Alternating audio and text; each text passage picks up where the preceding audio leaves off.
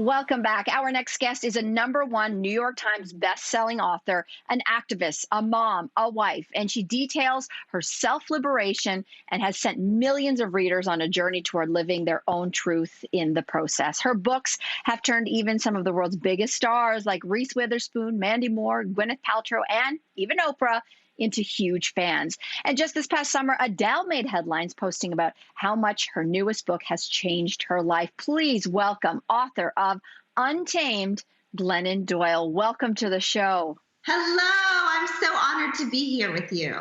Oh gosh, we're so honored to have you with us, Glennon. And my goodness, you have shared so much of your life with readers. You have taken us on journeys with you so openly, sharing things like overcoming addiction and leaving an unfulfilling marriage as well. And your first two books really took place at very different phases of your life. So talk to us now about, the courage perhaps that it takes to talk about this newest untamed chapter in your life.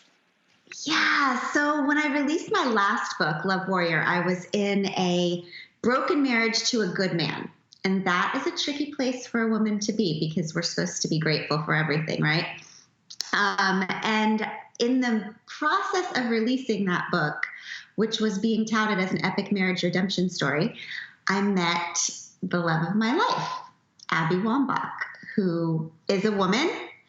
And I really had to go through this journey of, okay, do I honor this love, this self that I have found, or do I abandon myself again, like I've been doing for the last 45 years? And so anyway, I chose to abandon all the world's expectations of me and follow this great love that I now have. We're now married. And it was just a great adventure. And I thought that I needed to talk about it like I talk about everything else. And it seems to have resonated with women. I mean, it starts with the title, Untamed. It's just so evocative. And you talk about in the book how around 10 years old, the world begins to put us in cages. And women in particular are taught about how they should act, who they should love, what they should fear. And your book also details, as you just mentioned, the moment that you met and fell in love with Olympic soccer star Abby Wambach. In what ways did meeting Abby give you that push to break out of the cage that you felt you were living in? Well, here's the deal. When I met Abby, okay, first of all, I'd never even kissed a girl before. I had no context for this experience I was having, which was falling in love with her. But what I did know was that I was in love with her, and it was the first time that I had loved anybody outside of the people I was supposed to love. And it was the first time I had wanted anything outside of what I had been expected to want, which made me realize that often when we find the faith, the love, the family, the life that we finally feel comfortable in our own skin, it's when we go outside of what the world has expected of us. Right? And so that's what I wanted to encourage women to do, is just abandon the world's expectations of us. And for the first time, go for what is real for us, what is true, honor what we want and trust ourselves. So true. This is stuff we talk about all the time on the show, but it's so important.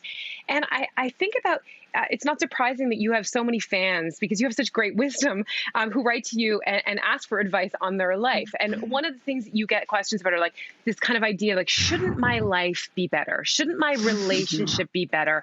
Shouldn't my marriage be better? My work and so on. So what do you say to people who use that word, that should kind of idea? Yeah. So whenever I hear should or good and bad or right and wrong, I always know that people are in their indoctrination. Right? Because those are not pure concepts. They don't come from the inside. They come from what our culture has taught us.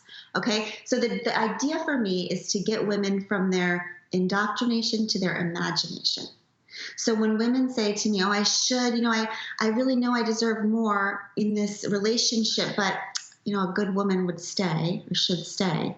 I say, okay, tell me a story about the truest, most beautiful marriage you can imagine. There's something about the question, what is true and beautiful, that gets women out of their indoctrination and into their imagination, and kind of the mind, which is this excuse maker, settles down and the imagination opens up, and the imagination is a storyteller, and everybody has an idea inside of them of what is the truest, most beautiful life for them. So that's kind of the beginning of admitting that you have a blueprint inside of you of the life you were meant for. And let's stick with that, Glennon, because a lot of this indoctrination about womanhood and motherhood is also attached to martyrdom. So talk to us about that. We just have to think harder as women, because listen, I almost stayed in my broken marriage because I thought, oh, I can't hurt my kids, right? And then one day I was watching my little girl get ready for school, and I looked at her and I thought, I am staying in this marriage for her. But would I want this marriage for her? And if I would not want this marriage for my little girl, then why am I modeling bad love and calling that good mothering? Right? And that's because the world told me that a good mother is a martyr, that she just slowly dies. She just buries her dreams, her ambitions, her feelings, and calls that love. Is that what we want for our kids in the future? Because if it's not, then that's not what we need to model for them. What I decided for myself is that a good mother is not a martyr. A good mother is a model, right? She does not settle for any relationship, career, community, nation that is less true and beautiful than the one she wants for her babies. Oh boy, hold on. We got to swallow that one for a second, because that was a big one. Okay. All right. Everyone just pause. Okay. Next question. Oprah.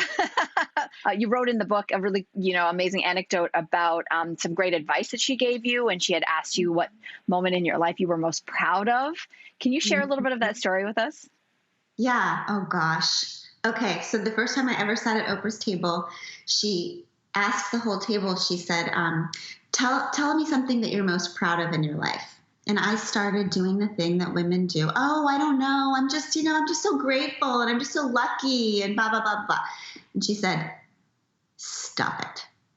Don't do that. She said, every time you sell yourself short, you sell short every woman. Every time you do not give yourself permission to claim your success, to claim your power, you are stealing permission from other women who are watching you to claim their own success, to share their own power, to shine. So she said, stop being modest. Modesty is a giggly lie. Be honest. And I was like, oh God, I screwed up the first time at Oprah's table. I'm not going to do it again. You talked about people who are watching. I'm thinking of your kids again. You mentioned before that you have 2 girls and 1 boy. And I want to talk about boys in particular. When I had my son, I felt like, oh my gosh, I'm going to raise this person to be a better man because the world needs better men. Assuming, again, like he is a man and will be that way for his whole life. Right. Maybe he won't. But let's talk about how we raise boys today in general, and how can we make them be fully rounded men? Yeah, I think about this all the time. I was a 3rd grade teacher, so I watched very carefully close up how we condition little boys and little girls.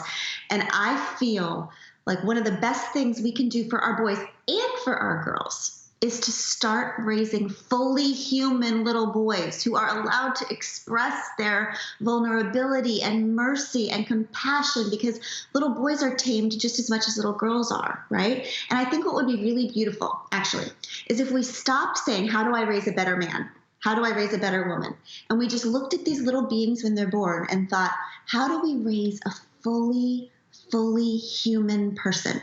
Because qualities aren't gendered. It's just permission to express qualities are gendered, right? And actually, we shouldn't raise a little boy any differently than we raise a little girl. Well, Glennon, as we all sit here in different phases of the pandemic, you've actually said that this reminds you of the early stages of your sobriety, as many of us are sitting with very difficult emotions. What's your best advice to get through this difficult time? I used to have the snow globe when I was little, and I loved it because it was so pretty when it was shaken up. But I was scared to death of it because when the snow settled, there was this fiery red dragon in the middle, and it was so scary I didn't want to see it. And that's how we are as humans, right? We are snow globes, and we keep ourselves shaken up all the time with all the things, the busyness, the booze, the shopping, the food, whatever it is, because we don't want to see the scary dragon, which is the truth at the center of our lives. And I think COVID has been kind of a forced settling of the snow globe for all of us. And we don't have the things we used to grab for to distract ourselves from our lives. And that is miserable, looking at the truth of our lives, right? And our relationships. It's easy to ignore the dragons at the center of our relationships until they're sitting next to us on the couch for 12 and a half months, right? We are looking for the first time at the scary truths in our lives and our relationships, and that's why we're upset all the time. And that's okay. It is like early sobriety. It's scary. It's also the only opportunity for growth because we can't slay dragons until we look at them. So my advice is just be okay with being uncomfortable right now. That's how it's supposed to feel, is uncomfortable in the beginning. There's nothing wrong with you. It's just life.